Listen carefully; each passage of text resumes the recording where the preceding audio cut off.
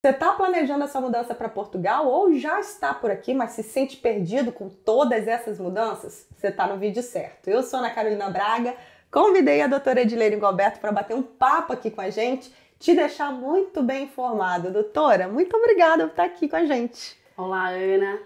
Olá a todos os seus inscritos. Muito obrigada pelo convite mais uma vez. É sempre um prazer estar aqui e trazer informações relevantes e que a gente traga aí bastante conhecimento e consciência desse período que Portugal está passando. Isso. Eu vou começar lá de trás. Queria que a senhora falasse um pouquinho sobre a mudança do CEF para a AIMA, que acho que foi quando deu um pontapé aí inicial nessas mudanças todas que a gente tem visto agora, né?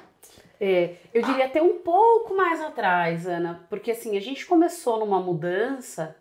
Claro que depois de todo o período de pandemia e toda aquela loucura que o mundo todo passou, e Portugal não foi diferente, mas nós tivemos a regulamentação de 3 novos vistos.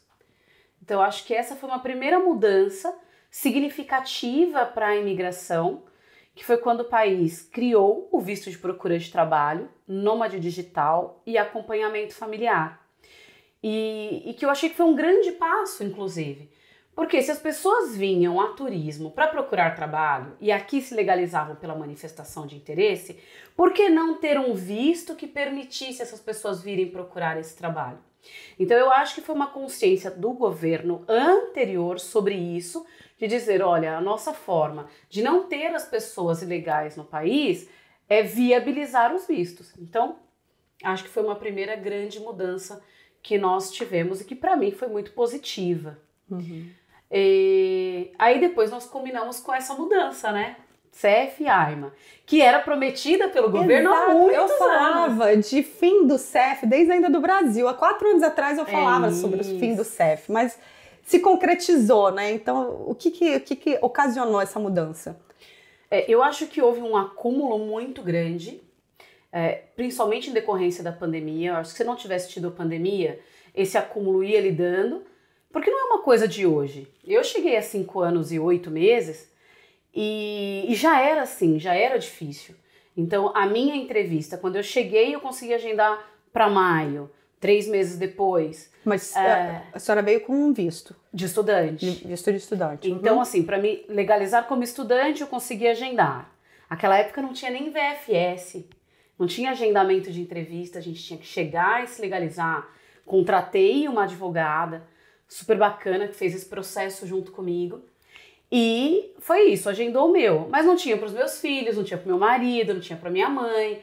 Para ter uma ideia, o meu marido, a entrevista foi em outubro e o da minha mãe foi em março do outro ano. E isso, então, há mais de 5 anos atrás? Sim, isso em 2019. Uhum. Então não é uma coisa de hoje. Só que aconteceu. Então, se as coisas já estavam um pouco lentas, e aquela era uma época de boom. Aquela era uma época que nos 2 últimos anos tinham vindo muitos brasileiros. Então eu estava chegando numa fase em que muita gente estava vindo. Uhum. Muita gente estava descobrindo Portugal de novo, porque teve uma fase há muitos anos atrás, depois estava descobrindo Portugal de novo.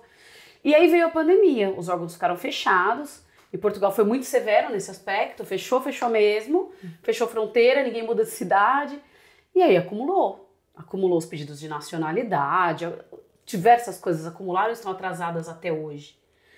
E aí veio esse acúmulo de coisas. Então aquilo que já era previsto pelo governo falou, agora tem que sair. Tem que sair de um jeito ou de outro, tem que sair. Até que o ano passado falou, não, agora não tem mais chance, tem prazo. Descentralizou, que é muito bom. Porque um órgão só cuidar de todas as fronteiras, cuidar de todos os problemas com imigração na rua, cuidar de refugiados, cuidar das entrevistas, cuidar de documento, cuidar de renovação. Era tudo ali no CEF. Tudo era o CEF. Uhum. Então, se você chegasse em Portugal, a imigração era feita por quem? Por um agente do CEF. E hoje, quem faz é um agente da PSP. Uhum. Então, descentralizou. Então, hoje o IRN faz uma ajuda nas renovações. Então, essa mudança, toda mudança tem um impacto no começo. Eu costumo dizer que não há paz sem guerra. E para melhorar, primeiro piora. Então eu acho que isso é fato. Mas foram mudanças que foram trazendo alguma perspectiva. O meu olhar, sempre otimista, diz que no médio e longo prazo nós colheremos bons frutos dessa mudança. Mas talvez hoje assuste. Então as pessoas acham, ai, Portugal tirou tudo e mudou tudo e isso é ruim, e causa um alarde no Brasil ou em outros países, causa um alarde na mídia. Mas causa um desânimo em quem está vindo, chegando e falando, na minha vez está assim. Mas a senhora então já está contando aí que há 5 anos também já teve isso. Sim. É uma situação em que a AIMA herdou assim, muitos processos, né? Fala-se de 400 mil processos. Ninguém vai resolver 400 mil processos em um ano. Ninguém vai, porque e aumenta, né? Era 400 e continua acumulando. Então, em menos de 2 anos, nós temos aí os vistos. Os vistos novos. Temos essa situação do CEF para a AIMA. Tem a situação da RCPLP, que a gente acabou não citando aqui, mas que também foi muito importante. Depois, se a gente fizer uma ordem aí cronológica, né? A R da CPLP, de fato, trouxe um ganho enorme. E eu sei que muitos colegas têm restrição com a R da CPLP. Se os meus clientes sempre chegam e me perguntam, olha, minha entrevista está longe, eu não consegui emprego, faço a R da CPLP? Então, assim, eu acho que a R da CPLP trouxe um ganho gigantesco para Portugal e sanou um problema imediato. Mas eu não posso dizer que ela é para todo mundo. Sim. Eu não posso dizer que eu indique para todo mundo. Mas ela trouxe um ganho de começar a contar tempo de nacionalidade, de poder fazer troca da carta de condução, de poder tirar número de utente. Trouxe um fato de legalizar efetivamente pessoas. 150 mil pessoas, em poucos meses, já estavam ali legalizados com a RCPLP. Poder tirar o Estatuto de Igualdade, poder tirar o cartão de cidadão. Eu também sou, assim, eu sou defensora, entendo a frustração de algumas pessoas que optaram por isso e que ainda não conseguiram reagrupar e que tem o problema ainda das saídas de Portugal. Né? É isso. Mas para quem veio e falou, não, eu quero ficar em Portugal, essa é a minha meta, eu quero um emprego aqui, quero fortalecer a minha vida aqui para depois pensar em sair, para depois... Eu acho que foi um ganho muito grande, mas não é para todo mundo, de fato. Tem alguns casos em que eu digo, olha, você tem agendamento, você não depende dessa renda daqui, não está procurando emprego em Portugal, por que você vai fazer a R da CPLP? Enquanto outros têm uma reserva financeira pequena, o visto veio sem agendamento e não consegue emprego, porque a maioria das empresas querem um documento. A R da CPLP pode ser perfeita para esse caso, porque eu preciso resolver um problema imediato. Não dá para ficar pensando só em como vai ser daqui 2, 3 anos. E um problema imediato ela resolveu de fato. Sim. Concordo. E aí tivemos ainda uma mudança bem recente de governo, né? Então, nesse ano a Aliança Democrática, que é formada aí por partidos da direita, ganhou, né, as eleições e com isso mais mudanças. Mais mudanças. E nós tivemos mais mudanças porque é um pensamento muito diferente de um partido para outro. Então, aqui em Portugal, o que manda é o partido. Então, e a Ana falou muito sobre isso já em época de eleição, e tem vários vídeos aqui. E então, assim, é muito importante que a gente tenha isso em mente. Os partidos têm princípios muito diferentes entre si. Nós viemos de um partido de esquerda, que, na minha opinião, abriu demais o país naquele período, se saiu muito bem na época de pandemia e lançou a R da CPLP, fez o acordo da CPLP, enfim, que culminou nisso. Os novos vistos né? O visto para procura de trabalho foi do governo anterior. Então, assim, só que eu acho que ele acabou por se perder na questão migratória, não soube o momento de colocar um freio, e isso é uma opinião muito pessoal, né, Ana? Sim. Então, eu acho que faltou um pouco de freio nisso. Eu concordo, principalmente com a questão do número gigante de manifestação de interesse que foram feitas aí nos últimos anos, né? Então, qualquer pessoa... Se normalizou uma situação de, olha, venha, traz sua malinha, passa na fronteira que nada vai acontecer e, de fato, os agentes de imigração né, faziam ali uma vista grossa de que claramente aquela pessoa estava vindo morar e aí... um número gigante de processos que vão se acumulando aí e que vão passando alguns anos, né? E nesse aspecto, eu acho que o governo atual entrou consciente disso que vinha acontecendo e falou, olha, agora nós temos que mudar. Se a mudança vai ser boa para todo mundo, a gente não pode dizer. mas que vai ter que ter uma mudança, tem que ter. Sim, o assunto da imigração, inclusive, foi muito importante na eleição, né? Sim. Foi muito debatido. Era realmente uma situação... Quem é a favor, por quem é contra. Exato, por quem queria ali um grande. limite. Então, houve uma importância nesse assunto. E no primeiro discurso, inclusive, do primeiro-ministro atual, Luiz Montenegro, ele falou sobre imigração, Sim. falou sobre, olha, vamos manter as portas abertas, mas não escancaradas. Isso, que foi uma coisa muito importante na época. Já deixou claro o aviso, né? As portas abertas, sim.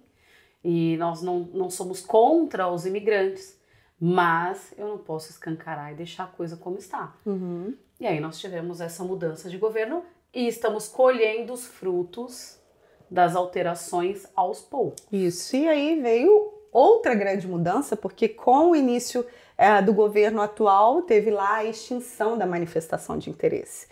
Então, vamos falar, olha, eu recebo ainda muito, doutora, aqui. Eu estou indo como turista, posso ficar em Portugal? Posso morar em Portugal? Então explica pra gente esse fim da manifestação de interesse, o que impacta aí na vida das pessoas? Assim, mesmo muito otimista, eu acho muito importante a gente ver as coisas negativas. Extinguir algo que existe há tantos anos, do dia para a noite. Estava tão normalizado, né? Assim, as empresas conheciam, as pessoas todo vinham. mundo conhecia. E muita gente chegou pensando nela. Uhum. Então, extinguir do dia para a noite, sem ter um período de adaptação e sem ter uma resposta para isso, para mim é um erro enorme do governo nesse aspecto, porque a gente não pode fazer uma troca repentina. E aí pensa para nós advogados, para Ana que fala sobre isso. Eu dormi existindo uma manifestação de interesse, eu dormi tendo dezenas de clientes para legalizar com a manifestação e eu acordei tendo que explicar para esses clientes que a gente não tinha mais como fazer e que nós tínhamos que pensar em alternativas. Uhum. Então, eu acho e continuo achando que num curto prazo a extinção da manifestação de interesse é extremamente positiva para o país. Porque se você continuar fazendo, Sim. você continuar recebendo pessoas como turista. Uhum. E aí, voltando à sua pergunta, Ana, nós precisamos desmistificar essa questão do turista em Portugal. Como em qualquer país. Então, assim, não é porque o brasileiro ou diversas outras regiões, diversos outros países podem entrar sem visto para turismo, Exato, que nós temos que normalizar o residir entrando como turista. Turismo deixa muito claro que você está indo passear, você está indo turistar. Então você tem um limite para ficar ali, no caso de Portugal, os brasileiros 90 dias, né? Você tem esse limite, pode prorrogar e tal, mas hoje em dia eu nem sei se as pessoas conseguem prorrogar sinceramente, com tanta situação. Mas você tem data para entrar e para sair. É diferente de você residir, né? Residir te exige uma preparação. E por que outros países têm pouco disso? Por quê? Não é só Portugal que permite que você entre sem o visto para turismo. Então, a gente está dentro do espaço Schengen. Então, assim, a Espanha permite, a Alemanha, a França, mas as pessoas não ficam indo, pelo menos não no mesmo volume. E são barradas mesmo. Claramente, mesmo. né? A Alemanha, a Holanda, as pessoas são barradas constantemente na imigração por qualquer suspeita, né? Então, eu me lembro, quando eu falava assim, as pessoas mandavam: ah, mas eu entrei com panela de pressão, com um monte de mala, com não sei o que. Ou seja, claramente estava vindo na intenção de morar e mesmo assim passava na imigração de Portugal e estava tudo bem, né? Então, as pessoas foram passando essa facilidade, muita gente foi entendendo que, olha, é o caminho. Tem gente que nem sabe da existência de visto, da necessidade de um visto para morar. Né? É isso, assim. De repente, eu atendo muita gente nos meus atendimentos individuais e a pessoa fala assim, não, estava tudo certo, eu já estava vendendo tudo. Só que aí eu comecei a assistir uns vídeos e as pessoas começaram a falar de visto e aí eu fiquei muito inseguro. Aí eu falei, mas como agora, depois de tudo vendido, você diz pra mim que ouviu falar de visto? Então, é possível ainda entrar como turista em Portugal? Sim. Eu recebi imensas perguntas recentemente de como que fazia para vir passear. Falei, mas nada mudou com o passeio. Você pode continuar vindo passear tranquilamente. Eles com certeza querem que você venha passear. Nada mudou. Assim, o país vive disso, né? Principalmente nessa época do ano. Mas o país está lotado de turistas. Mas turistas, né? Que estão vindo, que vão voltar. E isso não mudou. Não mudou nenhuma regra para o turismo. Elas podem continuar entrando e saindo como turistas. Agora, para viver, assim, eu reforço a questão do visto. E hoje nós temos muitos. Sim. Há 2 anos atrás, quando eu conversava com a Ana, a gente tinha que tentar um mestrado, uma licenciatura, alguma coisa para tentar um visto de estudante, porque não conseguia ser contratado para o visto de trabalho, não enquadrava no altamente qualificado, o visto de empreendedor era muito caro, o D7 de rendimentos próprios poucos se enquadravam, era super difícil. Sim. Mas hoje a gente tem um visto de procura de trabalho. Exato. Muito mais democrático, muito mais simples, fácil, acessível. Exige um custo muito menor. Você precisa se enquadrar? Sim.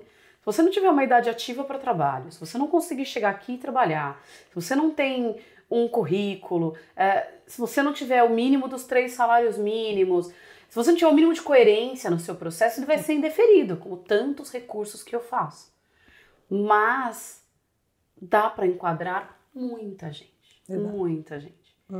Então, hoje, quero ir como turista para viver em Portugal, eu diria para você ter muito cuidado, porque você corre o risco de não conseguir se legalizar, como muita gente que vive hoje na Alemanha, na França, Exato, Reino Unido, ilegal, e nunca mais sai de lá. Exato, não pode sair, não pode ir visitar sua família no Brasil, ou uma emergência que surja, ou passear em outros países, você está ali preso numa situação... Eu atendo pessoas que vivem nesses países e quer saber como vir. Eu posso explicar, mas é o seguinte, se você está tanto tempo legal nos outros países, a chance de você ser barrado na imigração portuguesa também existe. A chance de você querer vir de carro e pegar alguma questão de fronteira é um risco. Sim. Pode ser que você não entre, ainda vai ser deportado e ainda vai ter uma pena. Quanto tempo você vai ficar impedido de voltar? Então, hoje, vir sem visto é complicado. Mas Portugal tem formas de legalizar? Tem. Então, aqui na assessoria eu legalizo muita gente como estudante. Então, existe uma regra da lei. Para esse pessoal que já está aqui, não é isso? Que não conseguiu fazer manifestação de interesse e não vai conseguir mais, porque foi não consegue mais. Então há possibilidades. Permite, existem alguns artigos que falam que pode conceder autorização de residência sem visto. Então, é mais complicado? Claro que é mais complicado. Abre menos vagas? Abre menos vagas. Mais fácil de entrevistar? Não. O visto, a gente ainda tem uma chance de vir com a entrevista. Sim. Nem todos vêm, mas existe uma chance de que venha. Então, ao vir com o visto, a gente tem a chance de ter um agendamento e o argumento de dizer, olha, não, eu não estou aqui como turista. Eu pedi um visto no consulado português no meu país e ele foi concedido. Se eu vim é porque eu enquadro nos critérios, é porque eu tenho a possibilidade de ser um residente aqui. Então você tem sempre um argumento para combater o discurso do turista. Então, agora, eu cheguei, ia fazer a manifestação de interesse e eu não consegui fazer a manifestação de interesse, ou ainda eu vim visitar a minha mãe que estava doente e não consigo voltar para o meu país. Então, situações excepcionais, você pode buscar uma legalização como estudante. Existe a situação de reagrupamento familiar, a depender da situação, porque aí é um rol estrito, não é todo mundo que vai enquadrar. Eu também tenho a questão de o meu marido é português, italiano, alemão, e me legalizar através dele. Então, é uma outra situação. Então, eu sou um profissional altamente qualificado, a empresa de alguma forma não me orientou bem, porque isso é muito comum, e eu vim, ela disse que eu conseguia me legalizar rapidamente, nada vai ser rápido. O mais rápido é o visto com agendamento, mas é uma forma de ser um altamente qualificado e de se legalizar. Mas assim, tem outras formas, mas é tudo muito pontual e esporádico. Tem que ser analisado com muita cautela se você enquadra. Então, eu diria fortemente, vamos pensar em qual visto é melhor para você. Uhum. Às vezes a pessoa me manda aqui e fala, Ana, qual é o melhor visto para mim? Essa pergunta, primeiro que, olha, reforçando, eu sou jornalista, não sou advogada, eu adoro entrevistar os advogados por aqui, mas qualquer pergunta relacionada a visto, a documentação e tudo mais, é só o advogado realmente, o que está habilitado com a ordem aqui dos advogados em Portugal, também é importante dizer, né, que está habilitado a falar. É por isso que eu trago tantas entrevistas aqui com os profissionais que sabem sobre esse assunto e podem falar. Então não tem uma resposta certa para essa pergunta, né? Tem. Eu posso falar sobre todos os tipos de visto, mas cada pessoa vai se enquadrar em um. Cada pessoa vai ter o perfil mais voltado para um. Eu tenho atendido muita gente que quer vir com o nômade digital, mas não enquadra. E aí, a partir do momento que eu percebo que não enquadra, aí eu vou fazendo perguntas para poder falar, olha, eu acho que você é melhor nesse. Olha, eu acho que você é melhor naquele. E aí eu consigo explicar e a pessoa fala, olha, então é esse. Esses dias eu atendi um que pensava em fazer um mestrado, ou queria procurar trabalho aqui para ser contratado, de tecnologia, só que ele queria vir logo, e aí ele começou a me falar a situação dele, e aí eu falei, por que você não vem com isso de procura de trabalho? Então você estará habilitado a procurar trabalho no país. Por quê? Porque para procurar enquanto não estamos aqui, pode ser muito demorado.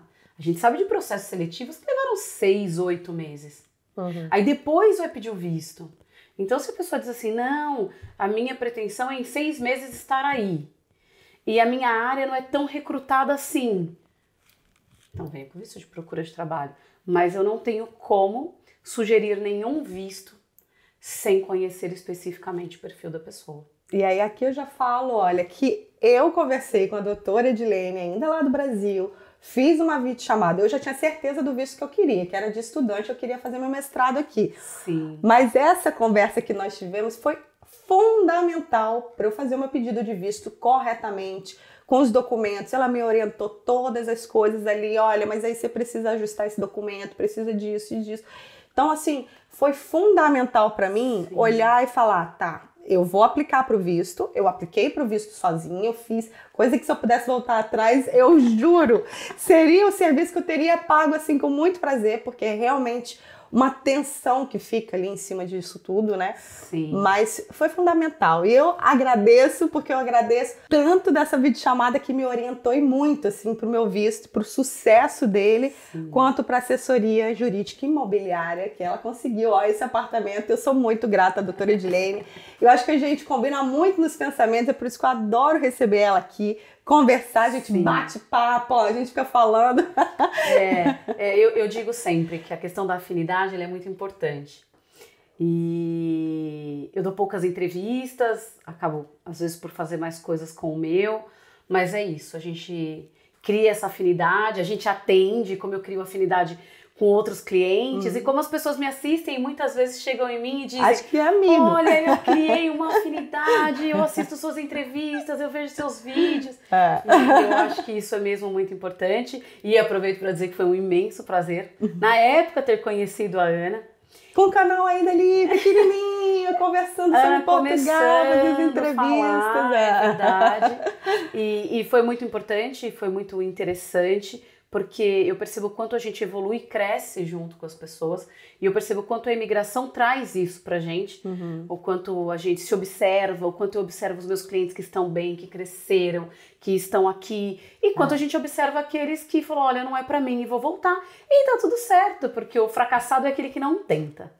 Então, boa. Eu acho muito importante você tentar, se é a sua vontade, se é o seu sonho, se você fala assim, nossa, eu acho que aquilo é pra mim, eu acho que vale muito a pena. Então, assim, foi um imenso prazer, como é um prazer atender os inscritos e receber as pessoas que dizem... Encontrar as pessoas da rua, a gente sai na rua e conhece pessoas.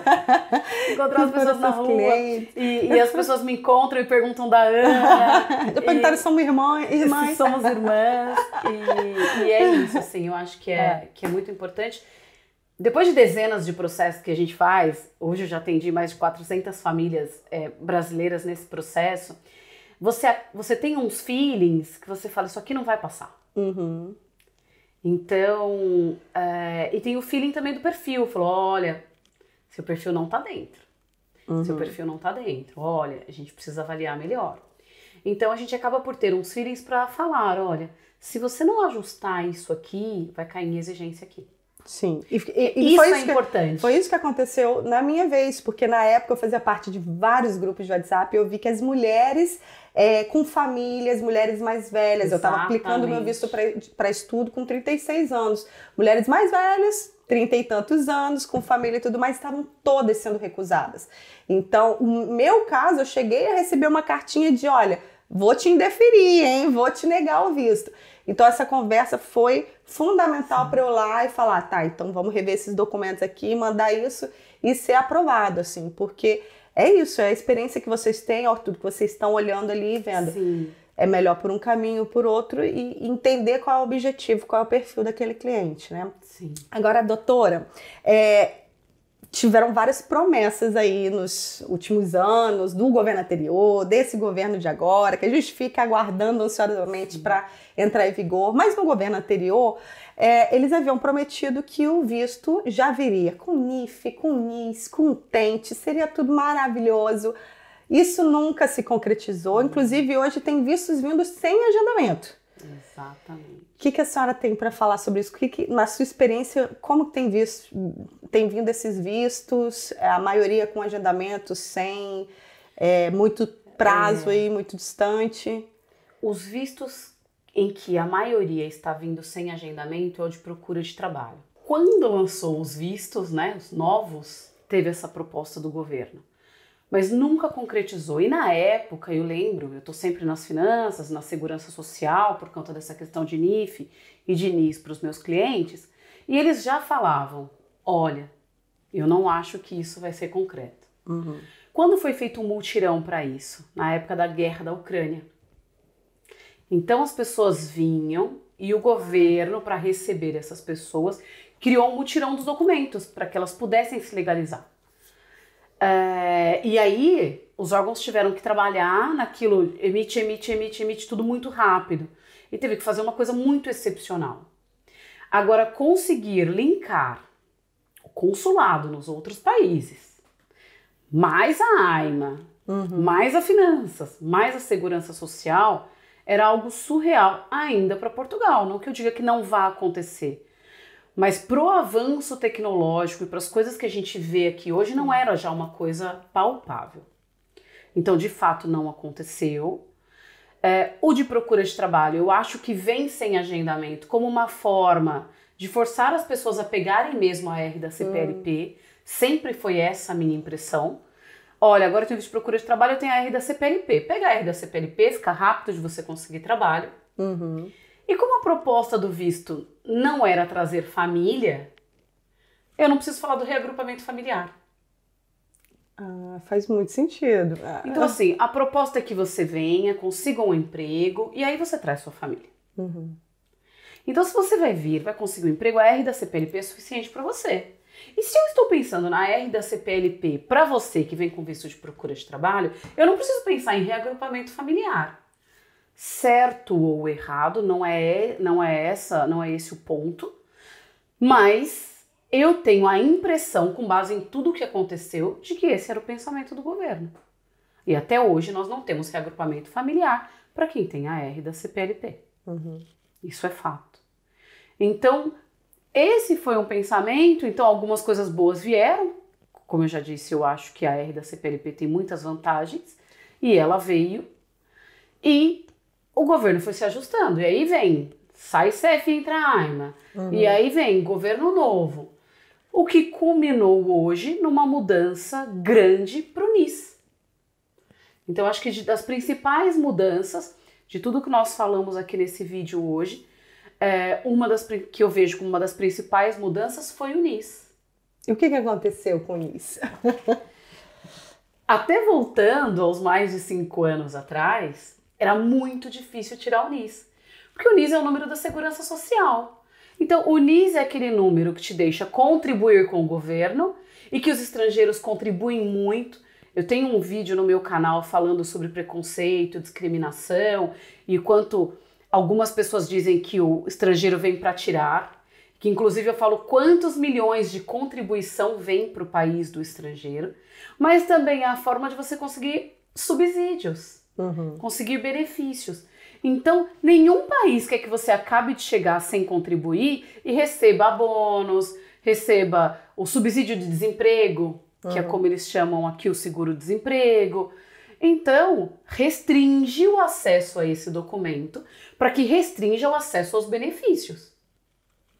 Em contrapartida, ele também restringe o recebimento. Mas ele começa a segurar isso. E foi uma forma também, hoje, com essas mudanças do NIS, de impedir o turista de ficar.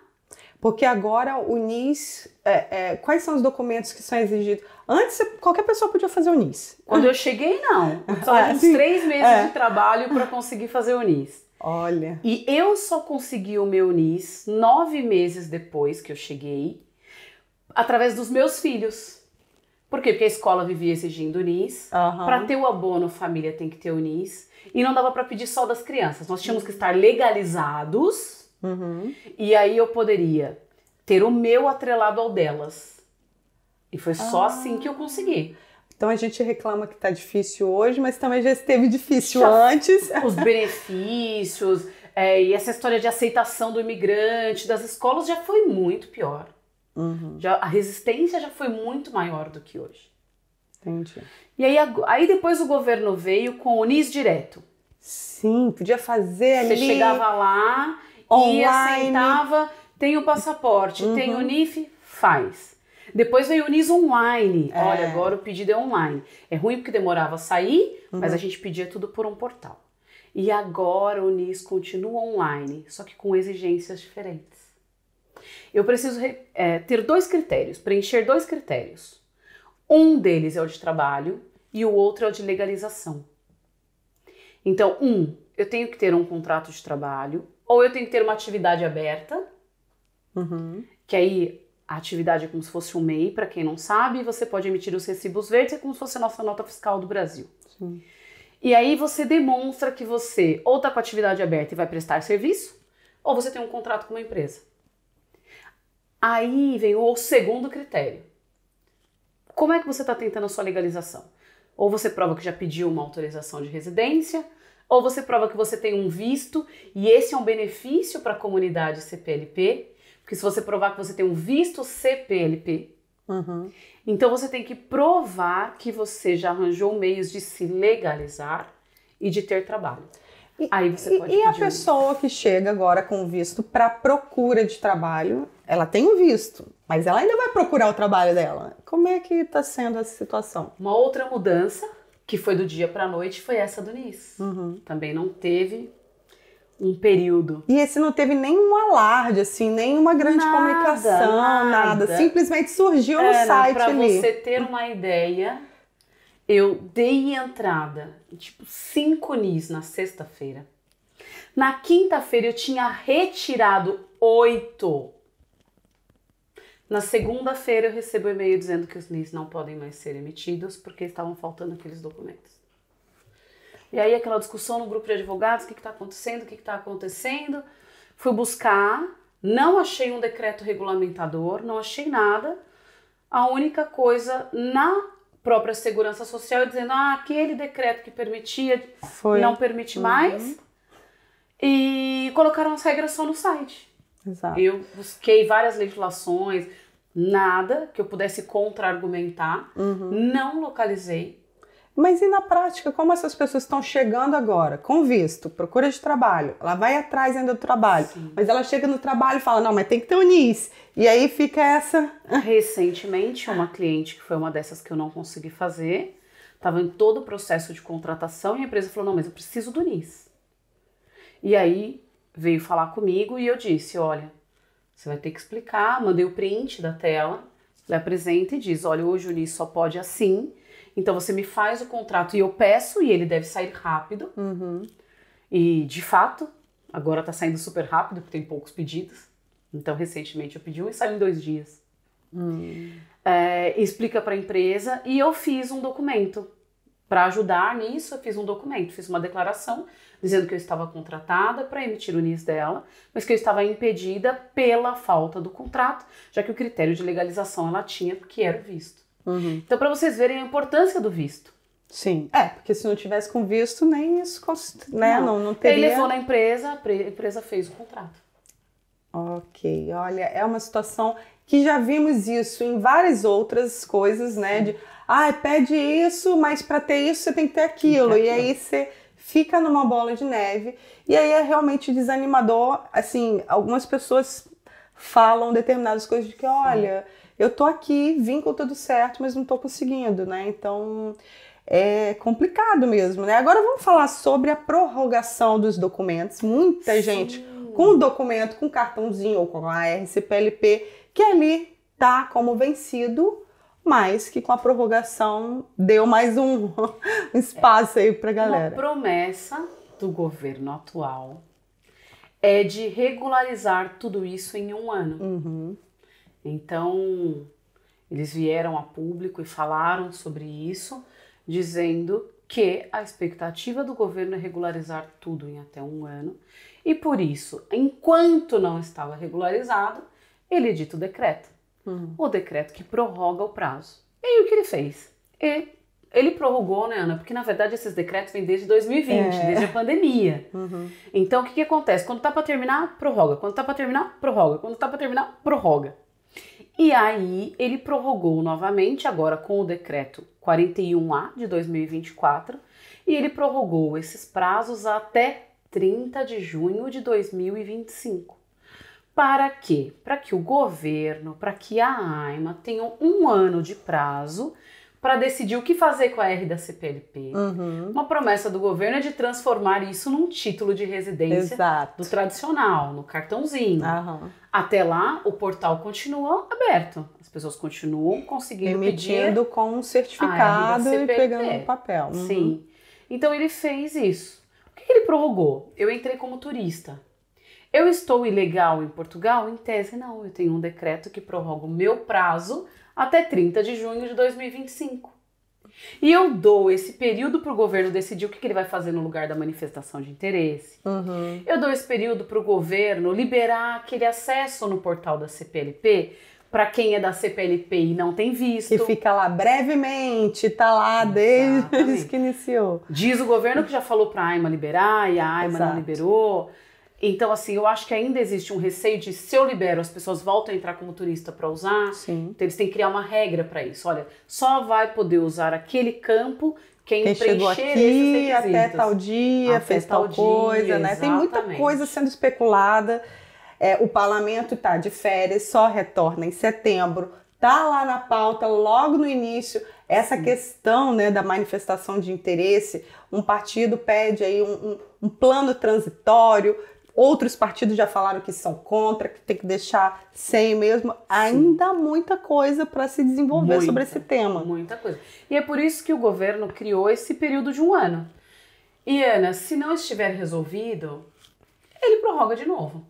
Que é como já tem feito. Que é isso que a gente tem visto. Só que ele prorrogava, pelo menos o governo anterior estava prorrogando a cada 6. Esse agora já colocou 1 ano. E é uma questão de conscientização, porque em 6 meses não vai resolver. Não vai. É melhor ser sincero com as pessoas. Olha, eu não vou resolver em 6 meses. Então, assim, eu vou dar 1 ano. E essa é a minha expectativa. Então, hoje nós temos tudo que está vencido está prorrogado. A R da CPLP que venceu em 1 ano está prorrogada. Já está lá. Eu, inclusive, tem seguidor meu que começou a falar que recebeu um e-mail aí agora falando do decreto. Sim, então, assim, muita gente recebeu. Não tem um novo documento, ou seja, tem gente que está lá com a data já vencida há 1 ano, mas que tem pelo menos esse e-mail ali falando do decreto. E uma outra coisa se não tiver, que a tem o próprio fez, decreto, Ana, né? Que a gente não pode desvalorizar essa troca e nem dizer que a AIMA entrou e não fez nada. Então, assim, uma coisa que para mim foi um avanço muito grande também foi o portal do reagrupamento familiar. Sim. Então, criar um portal em que a gente envia os documentos. Claro que tem o fito de arrecadar. Por quê? Eu acompanhei diversas famílias, fiz o cadastro dos meus clientes, nós pagamos aí 3, 4 autorizações de residência e meses sem nenhum retorno, mas agora as pessoas já têm agendamento, a maioria delas. Ah, que bom. Então já estão com agendamento para entrevista para o reagrupamento familiar, só que só enquadra famílias que têm filhos entre 5 e 15 anos. Eu acredito que a hora que regularizar essas, eles vão ampliar para quem tem filhos menores, os filhos com mais de 15 ou para quem não tem filhos. Exato. Então eu acredito que isso aos poucos melhore.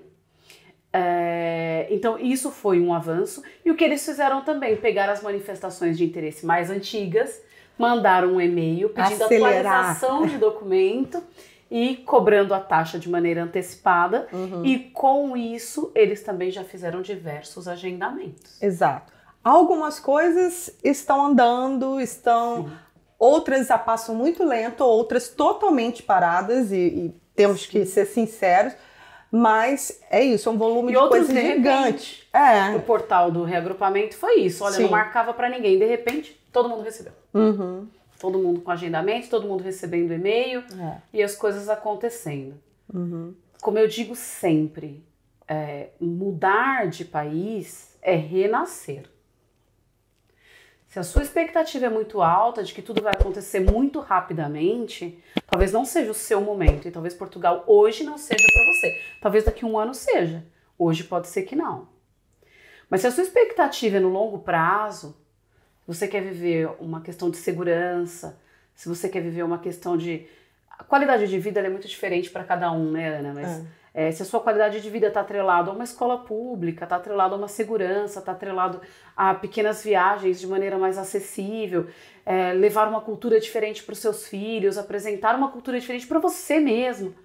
Então, assim, nós falamos de longo prazo e eu acho que Portugal tem grandes expectativas e de que isso vai melhorar. Agora, se você quer algo imediato, talvez não seja o seu momento. Porque muitas mudanças aconteceram, como nós falamos aqui, e muitas ainda vão acontecer. Exato. Então são alguns anos, e olha, para quem está chegando agora e achar que logo na minha vez isso acontece, então já saiba aí que é um processo longo que culminou em tudo isso que está acontecendo, mas que não é inédito em Portugal. Eu acho que inédito a gente pode falar a questão da RCPLP de legalizar a quantidade que foi, né? Eu não conheço outro país que tenha feito dessa forma. Então, eu também não. Isso com certeza é uma conquista, uma vitória e que tem que ser valorizada também, né? Agora eu trouxe algumas perguntas de seguidores aqui, acho que da Marieta de Oliveira a gente já respondeu, sobre eu posso entrar só com visto de turista e ficar em Portugal? Falamos bastante disso. Eu acho que tá certo. Se você vem aí com a intenção de morar, já olha o seu visto, conversa com o advogado se você tem dúvida qual é o melhor visto para você, vê tudo direitinho, Marieta. E aí tem a Maria Tertuliana que fala: que conselho você daria para mim? Eu quero ir para Portugal, conhecer o país e, se for necessário, ficar pelo menos um ano por aí. Um ano já não entra mais como turista, assim, para conhecer, não Excelente, excelente. Portugal dispõe de 2 tipos de visto, 2 categorias, e elas têm subdivisões. Então, as 2 categorias é o visto de estada temporária e o visto de residência.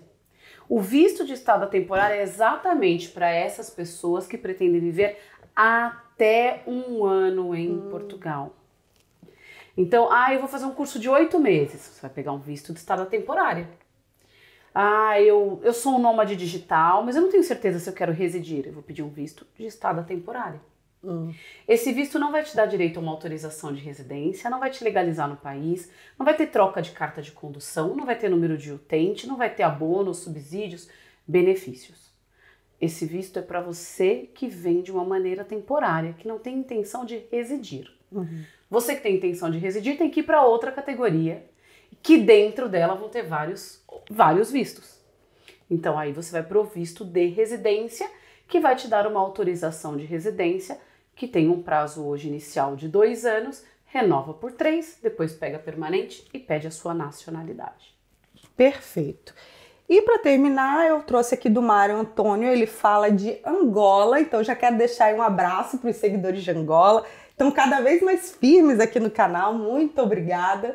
E ele pergunta, ainda é possível tratar o NIS e o NIF sem o contrato de trabalho? Nós falamos bastante aí do NIS. Sim. Como é que está a questão do NIF?